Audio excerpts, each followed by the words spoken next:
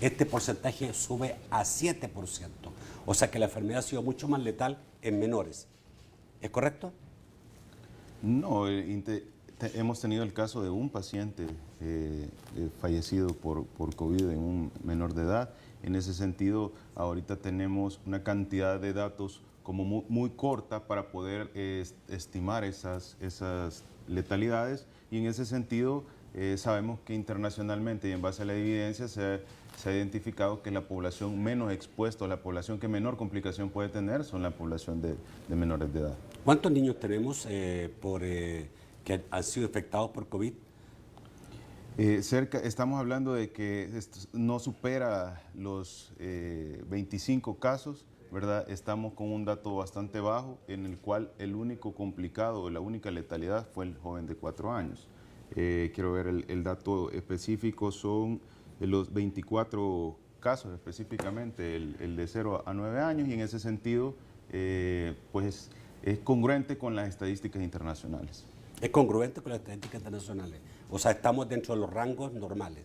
Porque yo estaba viendo inicialmente de que se hablaba mayores de 60, en su gran mayoría van a ser los afectados, pero tenemos que la inmensa mayoría de contagiados en el país anda entre los 25 y los 50. No, hay que tener claro una situación, que el hecho de que los grupos vulnerables sean arriba de 60 años o que van a tener complicaciones sean las personas arriba de 60 años, no quiere decir que una población en específica esté más susceptible a adquirir la enfermedad. En ese sentido, es congruente que las personas que se encuentran de 20 a 59 años, que hoy por hoy son las personas que representan la mayoría de los infectados en el país, probablemente corresponde a que son las personas que más circulación tienen o que han acatado menor las recomendaciones. Generalmente la población de adultos mayores tiende a guardar muchas más medidas específicamente por esa situación. Esas son dos cosas totalmente diferentes. Una es la cantidad de personas que se han infectado en el grupo etario, y otra es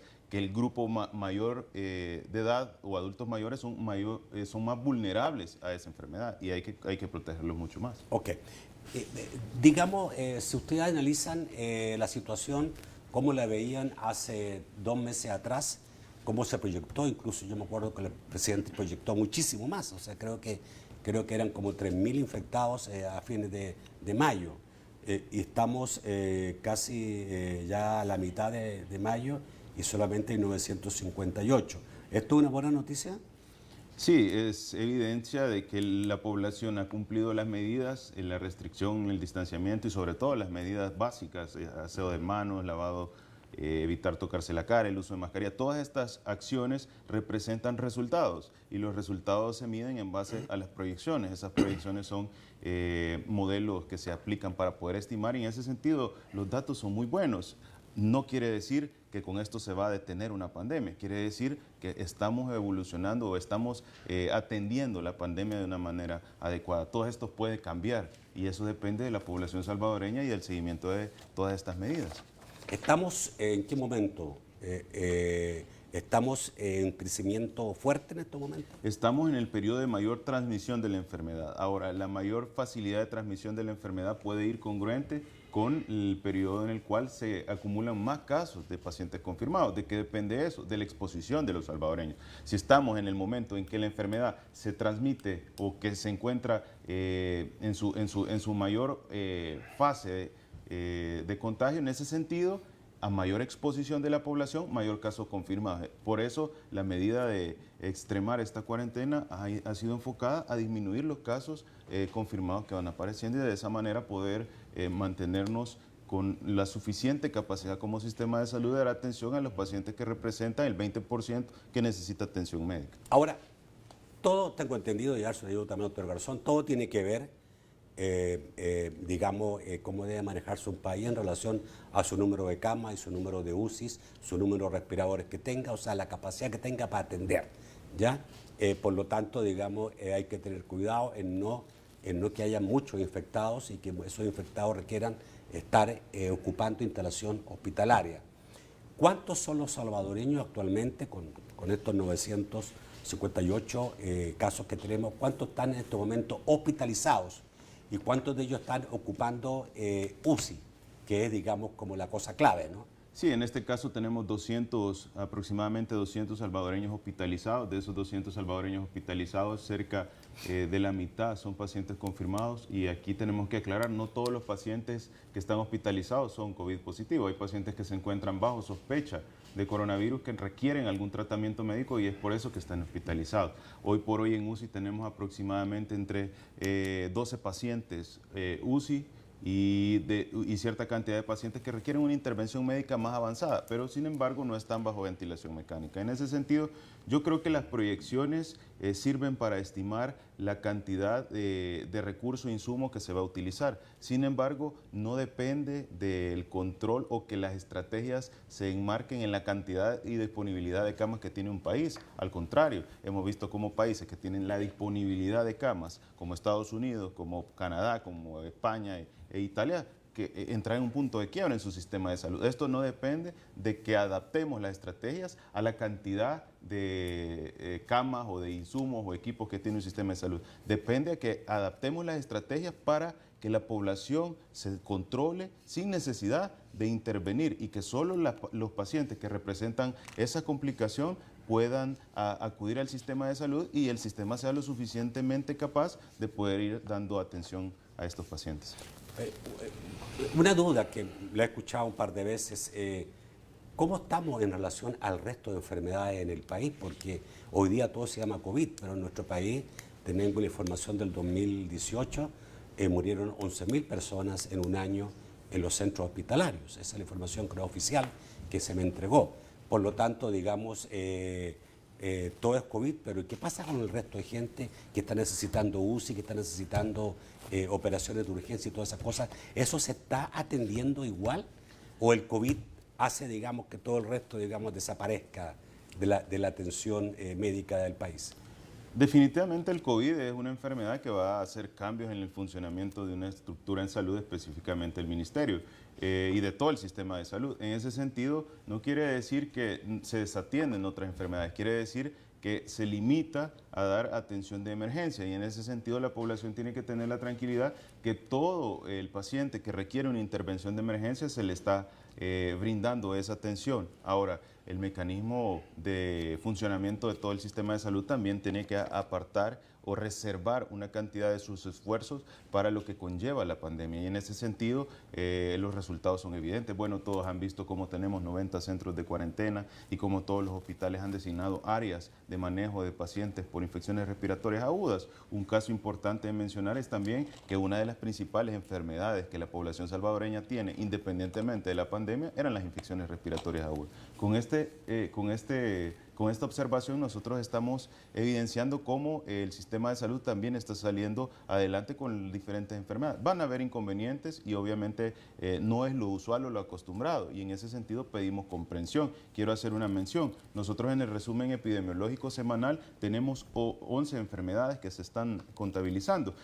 Pacientes con sospecha de dengue, pacientes con sospecha de chikungunya, pacientes con sospecha de Zika, las neumonías, las diarreas, la fiebre tifoidea, la hepatitis, la parotiditis, la enfermedad febril eruptiva y el paludismo. De esos, todos a la fecha representan porcentaje en disminución. Eso quiere decir que todas las estrategias que van relacionadas directamente a bajar la gripe, bajar los contagios. En el caso de los casos sospechosos representa para la fecha 3% menos. El caso de Chick, 63% menos. El caso de Zika, 50% menos. El caso de las iras, 7% menos. Las neumonías, 28% menos. Las diarreas, 42% menos. La fiebre tifoidea, 58% menos, la hepatitis A 55% menos, la parotiditis 64% menos, la enfermedad febril 47%. Entonces, pero todas esas son enfermedades que tienen que ver con el contagio. Es correcto, todas esas enfermedades. O por susto la gente, digamos, no quiere llegar a un hospital ni decir tengo este problema. Todas esas enfermedades van relacionadas. Por ejemplo, al no tener exposición, al guardar las recomendaciones, las infecciones como dengue, chikungunya y Zika, eso va generando ese control. Por ejemplo, las diarreas y la gastroenteritis. ¿Para otras muertes en el país por esto?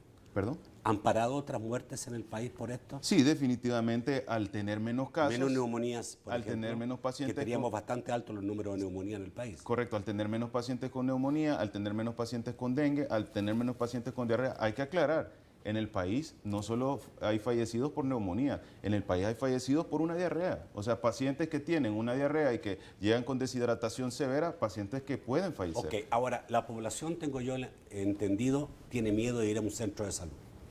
Tiene pavor, no miedo, pavor. Me imagino que si alguien tiene una diarrea se la está aguantando como sea para no llegar a un hospital y lo mismo, digamos, si tiene otro tipo de enfermedades. ¿Esto no es también peligroso? No, yo creería que no es que se estén aguantando una diarrea en la casa. Yo creería que el lavado de manos, que no era una práctica usual, ha tenido un efecto positivo y directo en la estadística de las diarreas y la gastroenteritis. En ese sentido, creo que todas las estrategias enfocadas hacia la pandemia están dando buenos resultados a todas las diferentes enfermedades que se Pero la representan. gente debe acudir a un centro de salud igual, no debe, digamos, dejar de ir si necesita, ¿no? Definitivamente, y O quiero sea, decirle a la población que tenga toda la tranquilidad porque cada centro hospitalario ha designado dentro de su área una específico para atención de pacientes respiratorios. O sea que si yo llego por un problema no relacionado a un proceso respiratorio, me van a atender en una área mucho más segura donde no está concentrado los pacientes respiratorios. Y eso disminuye. Si nosotros tenemos una enfermedad, debemos acudir tempranamente porque eso garantiza que nuestra enfermedad no se complique. En ese sentido, llamo a la población a no tener miedo y sobre todo practicar las medidas que están disminuyendo estas estadísticas. ok. En términos de, y para cerrar este tema, ¿no hay una gran preocupación de parte de ustedes en términos de que tengamos demasiados pacientes ocupando el sistema hospitalario? Definitivamente hay una gran preocupación por parte de Hay. nosotros, por una razón, estamos en una pandemia que ha puesto en crisis a bastantes países. Sería irresponsable no estar preocupados. Continuamente nosotros estamos evaluando cómo mejorar el sistema, cómo garantizarle a los salvadoreños que no vayan a tener complicaciones. Creo yo que se trata de que tengamos una preocupación, no se trata de que somos responsables y que sabemos las características que esta enfermedad puede causar y partiendo de eso no tenemos la obligación de actuar de manera directa, actuar sin margen de supuestos. En ese sentido, yo le quiero decir a la población, estamos totalmente comprometidos y todo el sistema de salud está preocupado por la salud de los salvadoreños. No, es que yo creo que su discurso está correcto, pero en términos, digamos, de decir, tenemos capacidad para resistir más, estamos, digamos, con disponibilidad aún, porque es diferente que si yo le preguntara la pregunta cuando ya no tiene disponibilidad, entonces ya estamos ya, hoy sí que estamos complicados. No estamos complicados en términos que todavía hay disponibilidad.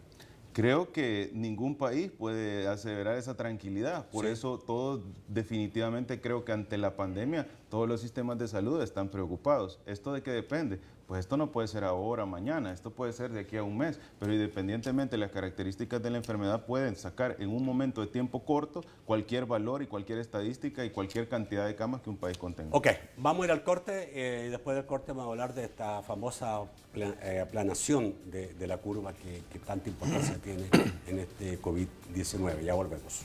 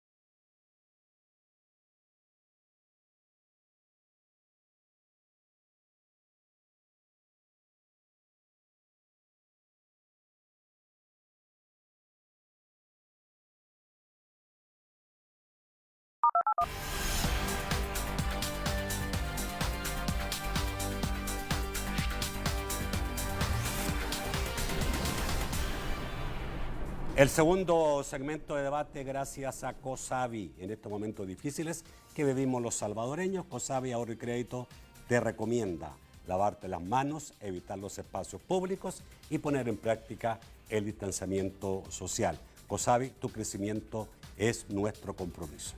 Simplemente necesitamos creer. Creer en que somos hombres y mujeres hechos de maíz y esperanza, de sueños y de un sí puedo. Que somos valientes y no nos vamos a derrumbar. Que aún en las dificultades siempre encontramos una sonrisa para dar y un lugar donde las rodillas posar. No estamos solos y jamás lo estaremos, porque El Salvador está con nosotros y desde ahí ya somos ganadores. COSAVI cree en ti. Doctor Garzón, el aplanamiento de la curva, digamos, el famoso, digamos, aplanamiento de la curva que todos esperan que se ocurra, ¿cómo se da? ¿Cuándo se puede dar? Si hoy día estamos en subida, absolutamente en subida, y la tendencia de la subida no se va a dar mañana ni pasado ese aplanamiento, obviamente. ¿Requiere un tiempo? Sí, esto creo que ha sido un tema con el que venimos y todo el mundo habla hoy de aplanar la curva y qué significa aplanarla y qué es lo que eso representa. En realidad, con todo lo que se ha venido y se sigue aprendiendo del comportamiento de la enfermedad y esto para aclarar a la población qué significa aplanar la curva es que simplemente el número de casos que aparecen en el tiempo aparecen de manera sostenida y no aparecen en un gran pico que es el que hace que los servicios de salud sean absolutamente insuficientes. Esa es la real definición de lo que pasa con aplanar la curva. ¿Cómo se aplana la curva? La curva se aplana disminuyendo la cantidad de pacientes que aparecen con altísima, porque la enfermedad se transmite muy fácil y se transmite muy rápido. Entonces, si es lo que hablan de los modelos y que las personas que hacen las preguntas, que cuándo se utilizan las predicciones y cómo se trabajan y se calculan, y en realidad tienen que irse haciendo ajustes. Todo lo que se ha venido trabajando desde el comienzo y lo que se ha visto en la experiencia en los países es un crecimiento muy rápido por el alto contagio de la enfermedad, por la aparición de pacientes y simplemente sobrepasa la capacidad de los servicios y lo hemos visto en todos los países. De acuerdo. En la reducción progresiva de casos y de fallecidos y la curva se va a ir bajando. Ok, pero de acuerdo. Y la pregunta, honestamente, se la quiero hacer porque la gente se está preguntando si al 21 de mayo va a estar la curva aplanada. ¿Se puede, si la tendencia hoy día es la subida, que al 21 de mayo tengamos la curva aplanada para poder cambiarlo, quitar la cuarentena? Bien, son dos temas ahí, la pregunta son dos puntos. Uno es, el número de casos en el país ha venido creciendo y eso es evidente para todos y la única manera de poder ir bajando esto y que las medidas se relajen de cualquier manera es que el número de casos esté controlado. Y en eso los países han venido tomando diferentes soluciones, es decir, han empezado a relajar medidas, han empezado a abrir. Lo están haciendo en Bogotá, lo están haciendo en Perú, lo están haciendo en varios sitios, gradual, progresivo, lo están empezando a abrir. La OPS lo que hace y la OMS lo que hace es emite unas recomendaciones a los países porque los países siguen siendo soberanos en sus decisiones. ¿Qué hay que tener en cuenta en esto? Primero, que haya control sobre los casos, es decir, que el país pueda saber cuántos casos están aumentando cada día y que el número vaya siendo controlable, es decir, 30, 25, 20, 80, no puede ser 80, 100, 140, no, porque pero digamos, entonces, si estamos ascendiendo, ¿esto es tan fácil que vaya de repente y rápidamente empiece a aplanarse? O sea, ¿o no es normal en este momento en que estamos viviendo, en que estamos teniendo 40, 50, 60, 100 casos diarios? Las medidas de aislamiento que se han incrementado deben empezar necesariamente, si la gente cumple, a reducir el número de casos. El número de casos que está apareciendo porque la enfermedad es altamente contagiosa y si la gente está en la calle pues va a seguir contagiándose y no va a haber manera de parar los números, eso es evidente. Esa es la razón por la cual las personas tienen que hacer la cuarentena. Como usted me contestó la parte, digamos, cuarentenas, si la OMS es la que ordena o no ordena las cuarentenas en los países. Usted me dice que no es la cuarentena, pero no sé cuál es la política, digamos, de la OMS en ese aspecto, porque también mucha gente se pronuncia. ¿Cuál es la política? Porque hemos visto versiones de posiciones de la OMS muy diferentes, de un país a otro, como que fuera, digamos, como que apoya, el representante de la OMS apoya lo que hace el presidente de Nicaragua y el de El Salvador apoya lo que hace el presidente de El Salvador. Entonces, ¿por qué tanta diferencia, digamos, de posiciones de acuerdo a los países? En realidad no hay diferencias desde la OMS. Está muy importante la pregunta y le aclaro por qué. Sí. 194 países están suscritos a un marco legal regulatorio que se llama el Reglamento Sanitario Internacional. El Reglamento Sanitario es un código, es un conjunto de normas que se formuló, o sea, eso viene desde hace mucho tiempo y en el año 2005 y entró en vigencia en el 2007, es la última versión del Reglamento Sanitario. Es una norma vinculante para los países desde las resoluciones de la Organización Mundial de la Salud. ¿Qué quiere decir? Que El Salvador suscribió el reglamento sanitario y El Salvador tiene una ley que regula el reglamento sanitario y lo maneja para el país. El reglamento sanitario son recomendaciones y disposiciones que emite la OPS hacia los países, pero los países son soberanos en tomarlas. Entonces la OMS dice, por ejemplo, se puede someter a las personas sospechosas a observación de salud público, a cuarentena, aplicar otras medidas sanitarias, pero son recomendaciones que hacen a los países. Y los países son quienes toman sus decisiones respecto a qué hacen. La OMS avala eso.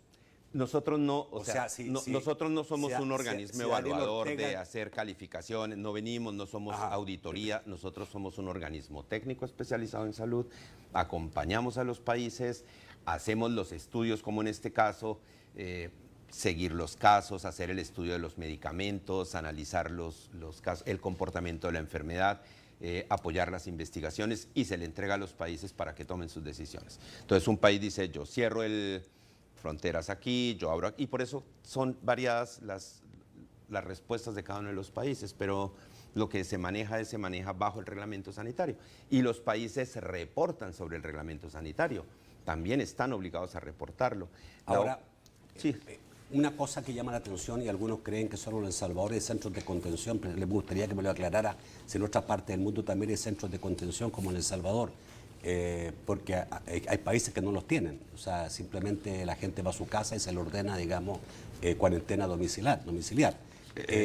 Esos centros de contención están dentro, digamos, de lo que la OMS estima que deben ser y sobre todo por la cantidad de días que la gente está dentro. Aquí hemos visto 50 días dentro de un centro de contención. Los centros de contención existen en muchos países, los han implementado.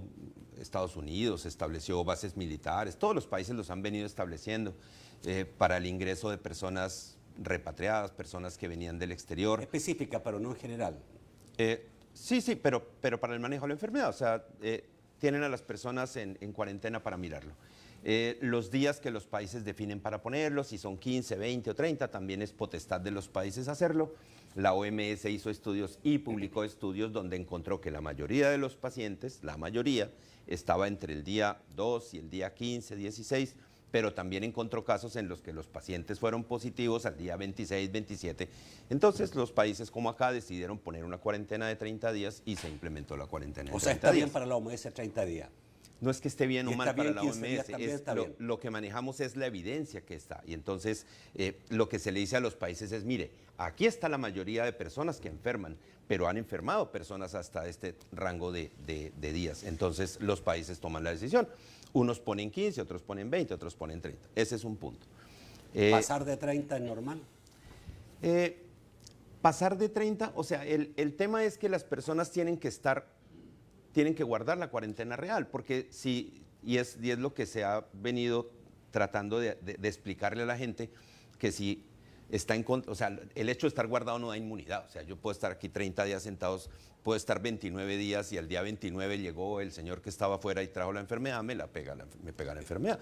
Entonces, por eso el aislamiento es aislamiento real, no es hacer fiesta en la casa del vecino. Entonces estamos hablando de centro de cuarentena vigilado por Fuerza Armada y por personal de salud. Entonces, la cuarentena tiene que ser ese espacio donde la persona esté el tiempo, y si en ese tiempo no enfermó, esa persona ya no enferma. Ministro, Usted sabe perfectamente bien las críticas que han habido a los centros de contención, lo que siente la gente que está en el centro de contención, esa cosa tremenda que usted dijo, digamos, que cuando la persona va a salir, llega alguien, mete a alguien más adentro y eso lo obliga a estar más tiempo. ¿Por qué ocurre eso, digamos? Porque hoy día vimos 25 personas de un centro de contención se querían fugar y seguramente la desesperación debe ser tremenda. Y muchos dicen, digamos, esto está más mandado por militares que por personal de salud. Lo dice gente que está dentro. ¿Qué pasa con los centros de contención que son tan adversos por la gente? Quizás aclarar 2 puntos para iniciar. La verdad es que si una cuarentena se prolonga no es porque, como recientemente lo acaba de mencionar, es que se meta a otro salvadoreño y por eso van a reiniciar su cuarentena. No, para nada. Las cuarentenas se reinician cuando dentro de los centros de contención los salvadoreños incumplen. Y el doctor lo decía, hacen fiesta. Y a lo que me refiero y lo que está diciendo el doctor, sí, es correcto. ¿Hacen fiesta adentro? Hacen fiesta adentro, me refiero a que viene un salvadoreño que se encuentra en una habitación de un centro de contención, que es un hotel, que podría ser hasta de 5 estrellas, viene y se siente aburrido, entonces decide salirse de la habitación y se pasa a la habitación del otro salvadoreño. En ese sentido, luego si se identifica que el otro salvadoreño resulta positivo, entonces eso inicia la cuarentena nuevamente para el otro que está o que incumplió el reglamento del centro de cuarentena. Todo paciente que llega a un centro de cuarentena, inicialmente se le explican cuáles van a ser los reglamentos a cumplir. Ahí se habla del uso constante de mascarillas, ahí se habla del distanciamiento, ahí se habla de que no puede estar en contacto. Hemos visto cómo pacientes han alegado que tienen la necesidad de irse a la par porque el celular necesitaba que le compartiera internet, cuando hoy en día hasta tienen internet los centros de cuarentena. En ese sentido,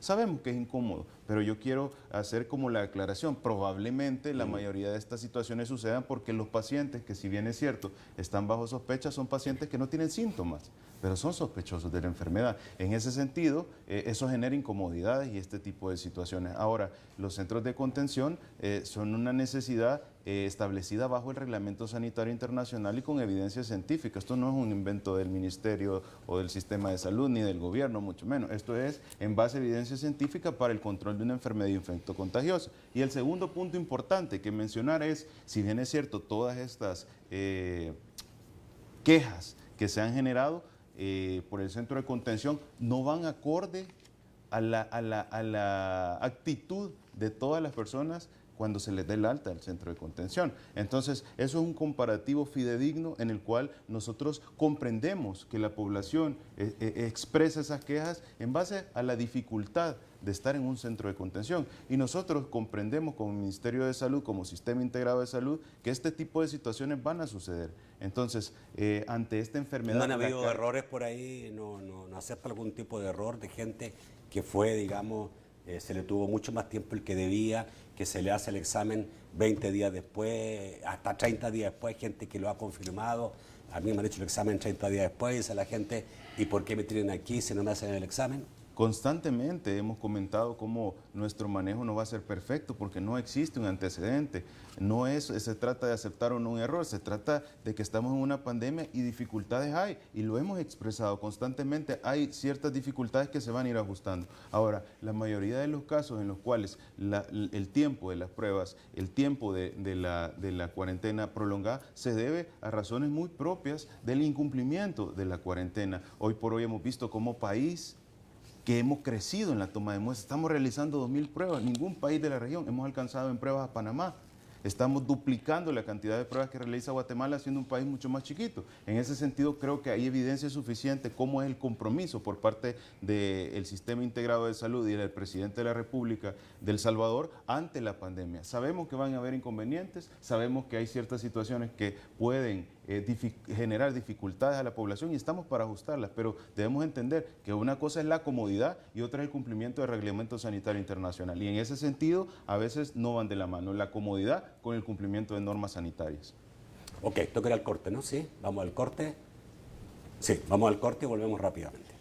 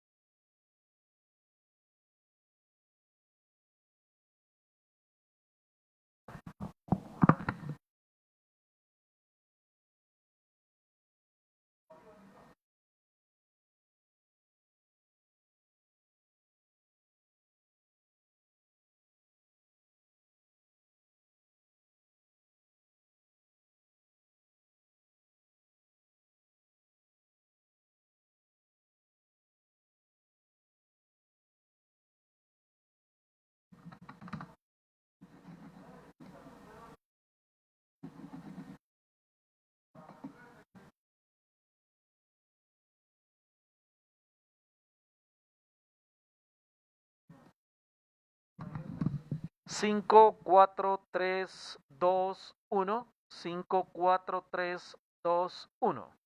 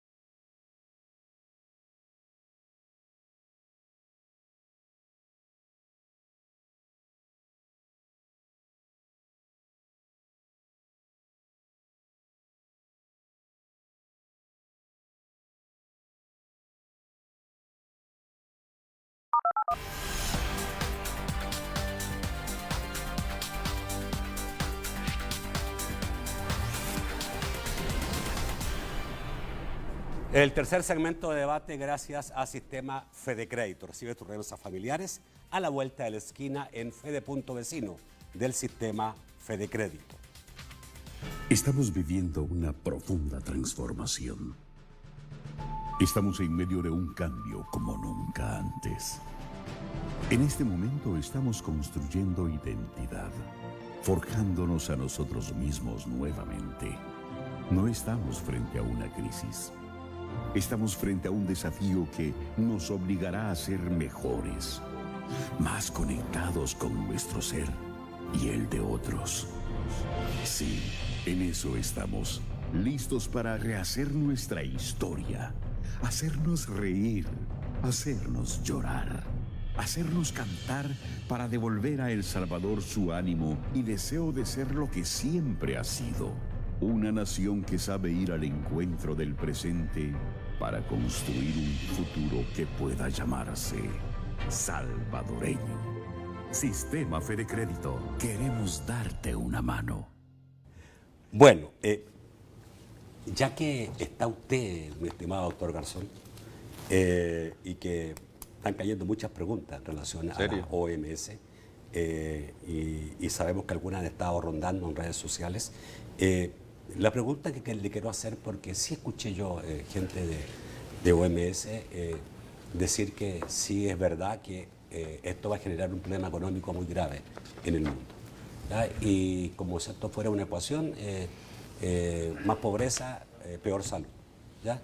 O menos inversión en salud. Eso, y ya está claro, digamos, que el mundo va a caer en niveles mayores de pobreza. El Banco Mundial ha determinado que a lo menos 5% aumenta la pobreza en Centroamérica, lo que es muchísimo, y etcétera, etcétera. Vienen tiempos muy difíciles. Y ahí es donde la gente dice, ¿cómo manejar las dos cosas? Y yo no sé si pues, la OMS tiene, digamos, básicamente los dos ojos puestos en la salud, pero obviamente, digamos, ustedes son parte de Naciones Unidas, y Naciones Unidas es un todo. ¿Cómo tratar eso? Porque el problema está, digamos, en que podemos pasar mucho tiempo, mucho tiempo en las casas, mucho tiempo sin productividad, pero esto tiene un efecto. Un efecto que va a repercutir también en la salud. Entonces, es como si hoy día hiciéramos todo muy bien en este caso, pero termináramos con el edificio derrumbado. Bien, mire, y la pregunta se ha repetido ya varias veces y es bastante concreta, pero mira, el punto está así. Obviamente el tema de salud prima o sea, no puede uno simplemente decir a la población, listo, salga toda corriendo, enferma y muera todos porque no tenemos cómo atender, y ese es un punto que es claro. También han sido claros los pronósticos del tema económico y también la recuperación que se viene y si atrasamos una década o no, digamos, eso está hecho. ¿Qué ha hecho o qué hace la OMS o cómo se ha venido trabajando este tema? Hay dos maneras, para que a la población le quede claro, hay dos maneras en que esto va a lograr un nivel de cobertura, digamos, de alcance de enfermedad en la población para que la vida vuelva a ser normal. Y son dos, o adquiriendo la enfermedad o vacunándose. Son las únicas maneras que hay para que la población adquiera inmunidad y siga la vida normal. Una es la teoría de Suecia, ¿no? Entonces, correcto, entonces mientras eso pasa, hay investigaciones, están las vacunas, están los tratamientos y se tiene que ir manejando paralelamente el tema de cuándo reabrir y cómo hacerlo. Y la OMS lo que ha dicho le ha dicho a los países, puede reabrir, es obvio que no se puede estar eternamente guardado, pero puede abrir cuando hágase 3 preguntas. La primera es cuando tenga el número de casos que usted pueda controlar, es decir, cuántos casos puede tener, que no sea la curva creciendo hacia arriba, y normalmente va a tener 40, 50, 60 casos, esa es una situación. La segunda es cuando tenga servicios de salud que le permitan atender la población que enferma. Y ahí están las estadísticas, no fallan, o sea, lo que contaba el ministro, de 100 personas que enferman, 80 es probable que pase su enfermedad sin problema, pero 20 van a necesitar atención hospitalaria. Y de esos 25 se van a cuidar intensiva. Pero si son 1000, son 50. Y si son 10,000, son 500. Entonces, si no tiene la capacidad, no puede hacerlo.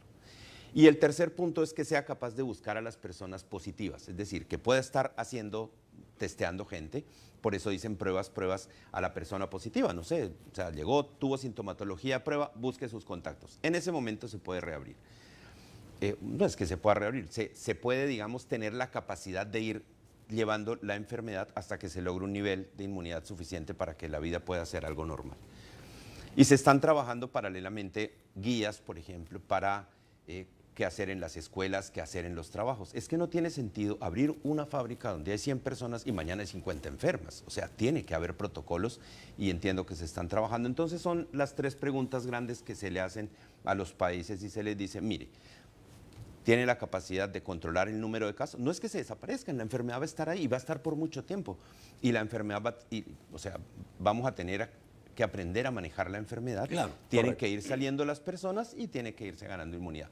Si apareciera un tratamiento que sea efectivo, se está trabajando en 5 o 6 investigaciones, en vacuna. Cuando aparezca será diferente. De acuerdo, pero obviamente hay que tomar en cuenta cada país es diferente. Usted dijo, Cada digamos, país es diferente, correcto. En nuestro caso, digamos, el 75% de los salvadoreños viven del sustento diario, no digamos de un contrato, no de un sueldo fijo, vive, digamos.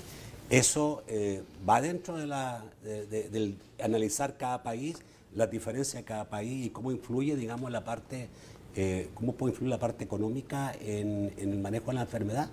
Mire, se han hecho todos los análisis, curvas, cálculos, todo lo que usted quiera y los países empezaron a reabrir como España o como Francia, empezaron a reabrir luego de unas experiencias muy complejas en el tema sanitario. Correcto. Y es lo que se está tratando de evitar. En este momento, El Salvador va en una curva que está para arriba, claramente para arriba, por eso las medidas y se espera que eso baje. Cuando eso empiece a bajar, habrá que mirar. Y todas esas proyecciones que se hacen, hay muchas universidades que hacen proyecciones, nosotros no hacemos, o sea, nosotros le decimos a los países, esto es lo que hay, esto es lo que se tiene, esto se ha avanzado. Y los científicos, los países hacen sus proyecciones que se van ajustando de acuerdo a eso. Y es lo que se está buscando en este momento, lograr reducir el número de casos y poder ir controlando los que estén apareciendo. Y para eso se hacen pruebas. Ok. Doctor Alaví, obviamente los varados fuera del salvadoreño, varados fuera del país, es una preocupación grande, digamos, de muchas familias en El Salvador. Son aproximadamente, han hablado de 4.000 personas que están fuera del país. Muchas están en condiciones muy difíciles. Alguien puede salir del país seguramente pensando que va por 5 días, pero no puede mantenerse 2 meses fuera del país. Aunque tenga familia, ya digamos, todo se hace más difícil, pero hay mucha gente que ni siquiera tiene familia a quien arrimarse para poder digamos, ser repatriado. Llama la atención y realmente pareciera, digamos, una cosa no entendible que el gobierno salvadoreño haya aceptado la venida de deportados de Estados Unidos, sabiendo que un porcentaje importante de deportados vienen de cárceles de Estados Unidos, son delincuentes, y el gobierno no tuvo ningún problema en que los aviones aquí se abriera el aeropuerto, llegaran y echaran a los deportados y se les llevaran a centros de contención donde están actualmente, pero a salvadoreños que no han cometido ningún delito, ¿no? Y que son salvadoreños con todos sus derechos, no puedan entrar al país y se diga hoy día que en 14 semanas, digamos, puede completarse, pero decían 100 diarios. por lo tanto, si son 100 diarios, son 4.000, estamos hablando de mucho más de 14 semanas, pero ¿es realmente un problema tan grave traer a los salvadoreños del exterior? ¿Por qué se puede a los deportados ponerlo en centro de contención y a ellos no? Se está trabajando en paralelo en ambas situaciones. Necesitamos poder coordinar una logística adecuada para que esto se realice de la mejor manera y que los salvadoreños no experimenten incomodidades. Sabemos las dificultades, por eso que los consulados en los diferentes países están de lleno tratando de solventar todas las necesidades que algunos salvadoreños tengan y que se encuentren fuera del país. En ese contexto, no todos los salvadoreños que se encuentran en el exterior se han acercado a los consulados. Los consulados están ya con las indicaciones precisas para brindar todo el apoyo que llegasen a necesitar en el exterior. En ese sentido, no quiere decir que esa es la solución. También nosotros tenemos ahorita ya en marcha un proceso y un protocolo para poder traer a estos salvadoreños, y eso se va a hacer progresivamente. No es el mismo manejo en el caso de poder llegar. Necesitamos coordinar la logística, garantizarle a todos ellos, primero, su seguridad y segundo, que cumpla las medidas sanitarias para poder reincorporarse. Igual van a continuar en una cuarentena en el hogar, porque son las medidas que hoy por hoy se han establecido. En ese sentido, sabemos las dificultades que ha habido el país. ¿Por qué es tan difícil recibir a los salvadoreños normales, digamos, y no a los deportados?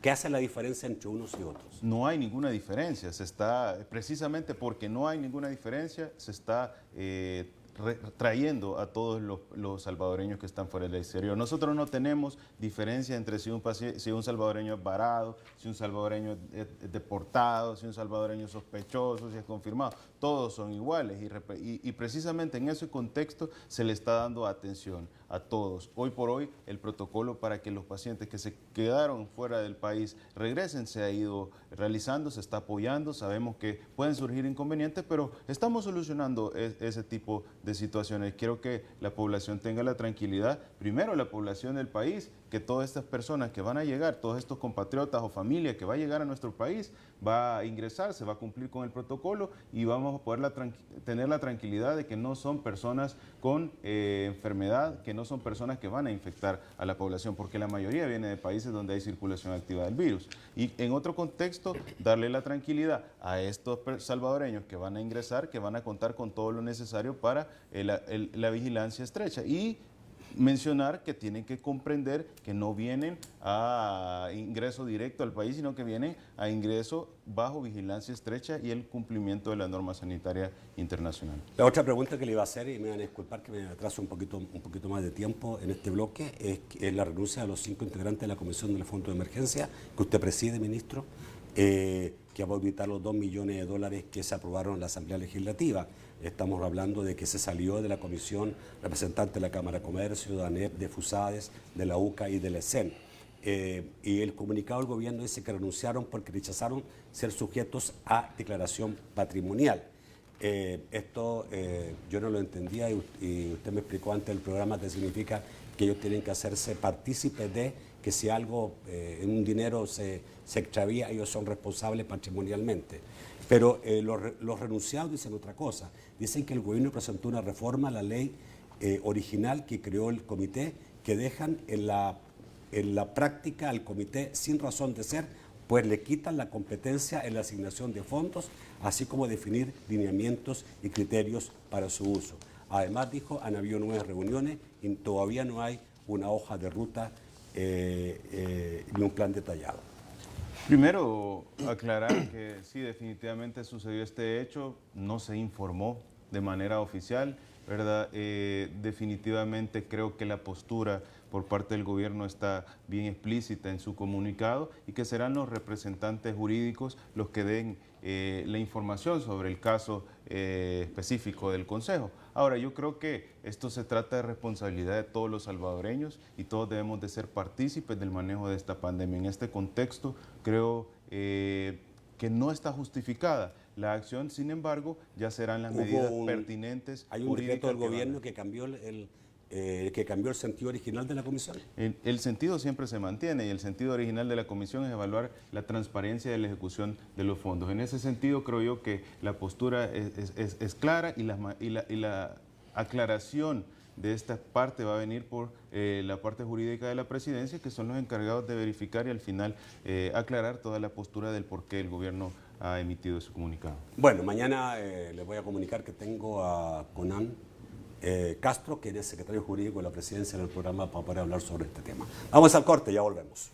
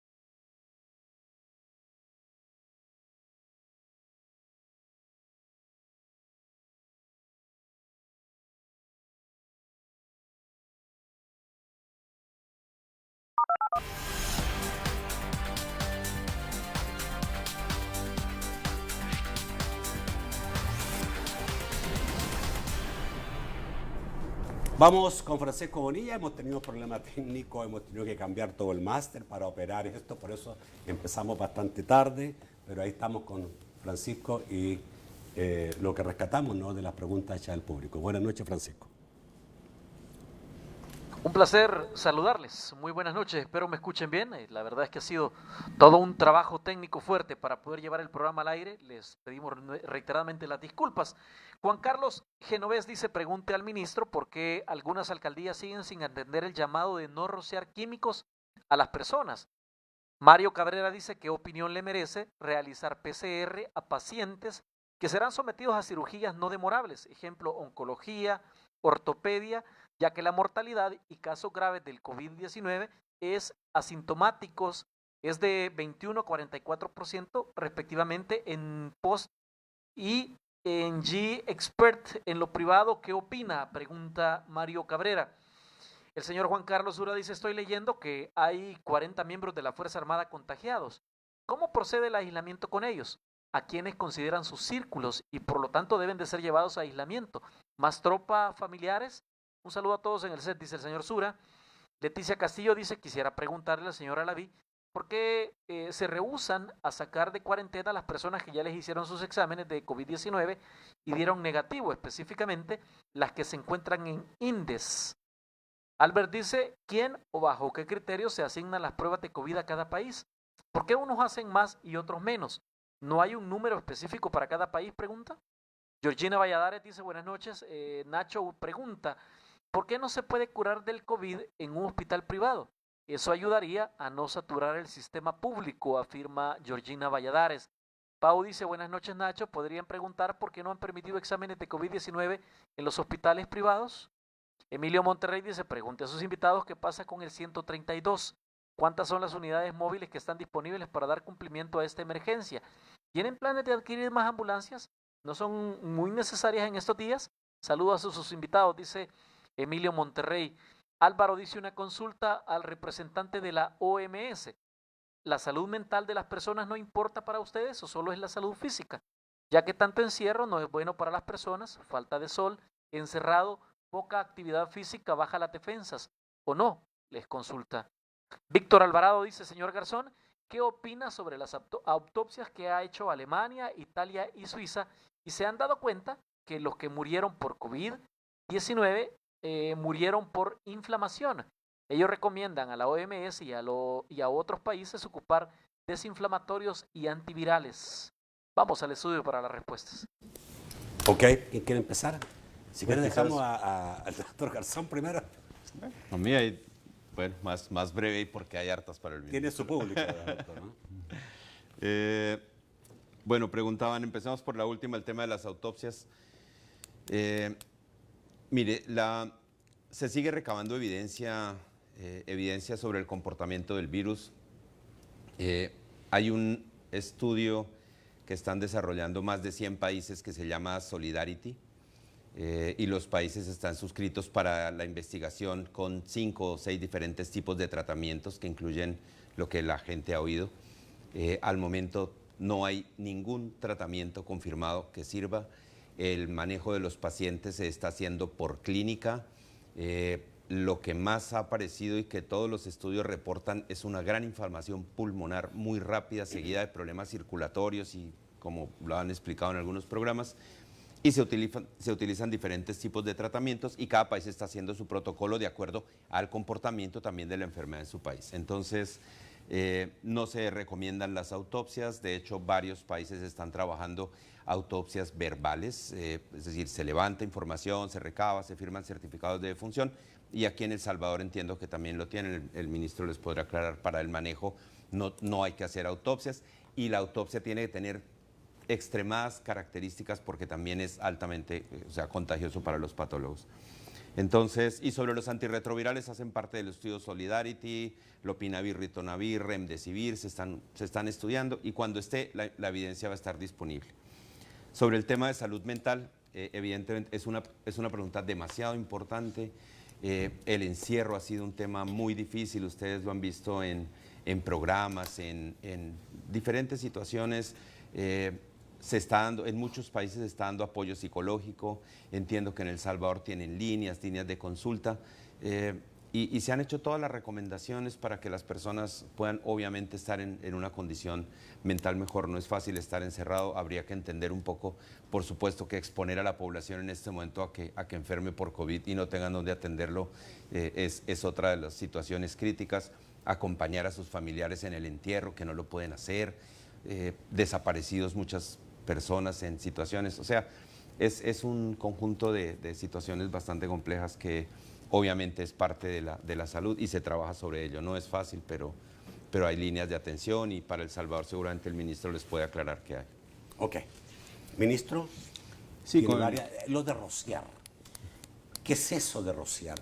Perdón, ¿la OMS está pidiendo que rocien en toda parte del mundo? No, hay una guía. Yo invito a las personas, porque ha habido varias preguntas y de hecho las que han formulado aquí, varios de los que comenta usted que han enviado preguntas para la OMS.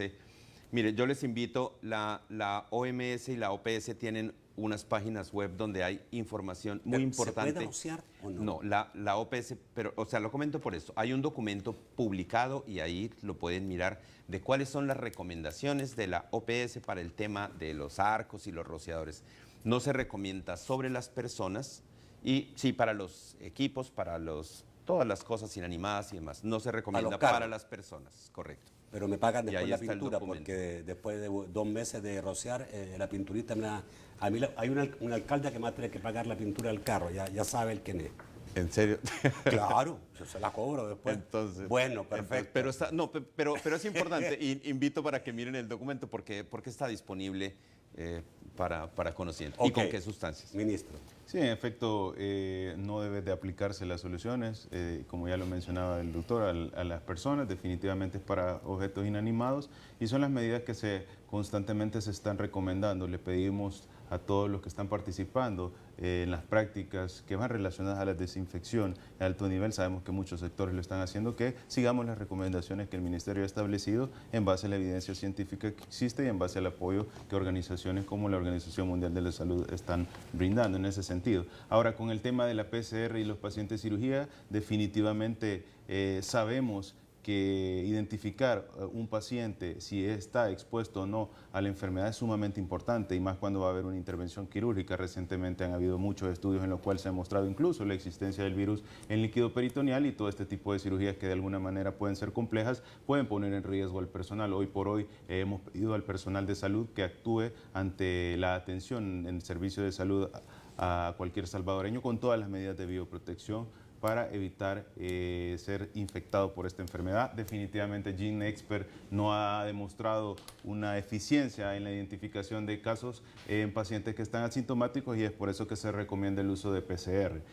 Con respecto a los militares, sabemos que todas las instituciones que están participando en la logística pueden verse afectados. Definitivamente tenemos casos de militares confirmados. Hay que aclarar, no todos los pacientes que se captan son porque están positivos, hay pacientes positivos y posteriormente lleva el manejo de nexos. Y en ese sentido, el manejo de nexos se ve movilización de una cantidad de personas bastante amplia, y de esos pocos desarrollan la enfermedad o ninguno. Hay que aclarar, pero responsablemente los identificamos para evitar que ese poco o esa única persona que pueda resultar positiva de un contacto siga contaminando el resto. Ahora, con rehusar a salir de la cuarentena, en ningún momento se ha rehusado a salir de la cuarentena, simplemente se debe cumplir el protocolo del alta y simplemente se debe cumplir los criterios para dar el alta, y eso incluye una evaluación epidemiológica, incluye el fiel cumplimiento del reglamento dentro del centro de cuarentena y, por supuesto, las muestras negativas. A los pacientes que están negativos pero no se han dado de alta, la probabilidad es que el incumplimiento del reglamento del centro de cuarentena los ponga expuestos y necesiten mayor evaluación. Pero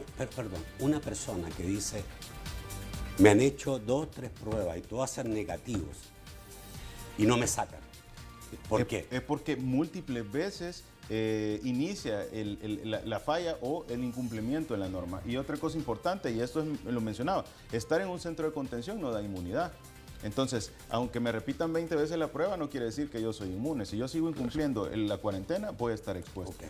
Los hospitales privados y la atención. Sabemos que de la mayoría de los pacientes confirmados, hoy por hoy tenemos de los 958 casos, menos del 1% que ha solicitado atención hospitalaria en privado. En ese sentido, no creo que sea un inconveniente. Realmente, lo que tal vez la población desearía es cumplir una cuarentena privada, pero eso es totalmente diferente. Yo creo que la gente quisiera saber exactamente cuántos días va a estar adentro, porque seguramente si le dicen 15 días, se va a cuidar los 15 días.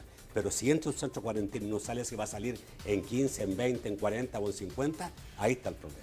Ese tiempo siempre se menciona en el reglamento, pero el problema no es que esté el tiempo, no. El problema es que a medida del transcurso de esa cuarentena se sale de su reglamento. Ok, lo de los hospitales privados, ¿por qué no se les permite hacer test y tratamiento de COVID? Definitivamente debe cumplirse una normativa, una recomendación que Organización Mundial de la Salud y otras han emitido, y es realización de PCR. Nosotros no podemos permitir que se estén tomando pruebas rápidas que van a dar una falsa expectativa, van a generar un costo a la población ante esta enfermedad. Todos quisiéramos tener una prueba, ¿verdad? En ese sentido, estamos canalizándolo para que se haga llegar la cantidad de pruebas necesarias, y sobre todo con criterio y con evidencia científica y con respaldo de que esa prueba está dando un dato. Somos el país de la región que está realizando más pruebas. Tenemos 2.000 pruebas diarias y queremos llegar a 3.000. También tiene que considerar, digamos, que no es por culpa suya, pero a cualquier persona que le digan va a la salud pública del país, tiembla. No no ha sido históricamente confiable. Precisamente ese es nuestro trabajo, volver un sistema de salud más confiable y poderle dar esa seguridad a la población del sistema de salud. Muchísimas gracias, ministro, por estar esta noche. Nos tocó más tarde, lo voy a liberar mucho más tarde. Seguramente están con hambre ya, con ganas de irse a la casa. Muchísimas gracias, ministro. Muchísimas gracias, Carlos. Con mucho gusto. O doctor, por estar esta noche. Con mucho Amigos gusto. televidentes, yo los veo mañana. Como les dije, mañana el secretario jurídico de la presidencia, Hernán Castro, estará con nosotros. Que pase muy buenas noches. Gracias.